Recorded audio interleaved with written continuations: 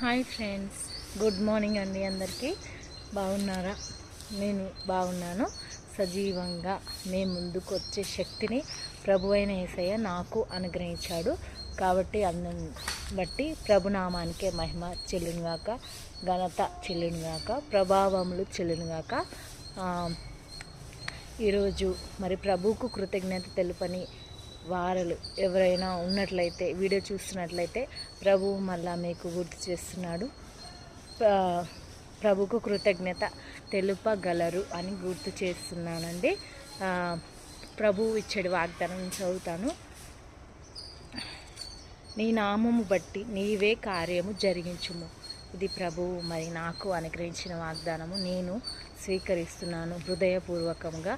మరి మీకు అనుగ్రహించే వాగ్దానాన్ని, శ్రేష్టమైన వాగ్దానమును మీరును స్వీకరించే భావము కలిగి ఉన్నట్లయితే, అట్టి నిబద్ధత మీలో ఉన్నట్లయితే, అట్టి ఏమంటారు ఫెయిత్ మీలో, అది విశ్వాసము మీలో ఉన్నట్లయితే వాగ్దానాన్ని మీ హృదయంలో స్థిరపరచుకోగలరు అని గుర్తు చేస్తున్నాను. మరి ఈరోజు సజీవ లెక్కలో లేకుండా మరి ఎంతోమంది ప్రభు దగ్గరికి, ప్రభు సన్నిధికి చేర్చబడి ఉండొచ్చు. వారిని బట్టి మనము ప్రార్థన చేద్దాము. ప్రభు దగ్గరికి చేర్చబడాలి అని, రక్షణ పొందని వారు అనేకులు ఉన్నారు. నిద్రించిన వాళ్ళు వారి గురించి చెప్తున్నాను. మరి వారి గురించి అయితే మనం ప్రభువుకు గుర్తు చేయవలసిన బాధ్యత మనకు ఉంటుంది. ప్రతిరోజు వీడియో చూసే వాళ్ళు ఎవరైనా ఉన్నట్లయితే వారికి ప్రార్థన భారంతో వీడియో చూస్తుంటారు కాబట్టి గుర్తు చేస్తున్నాను. ప్రార్థించుదాము.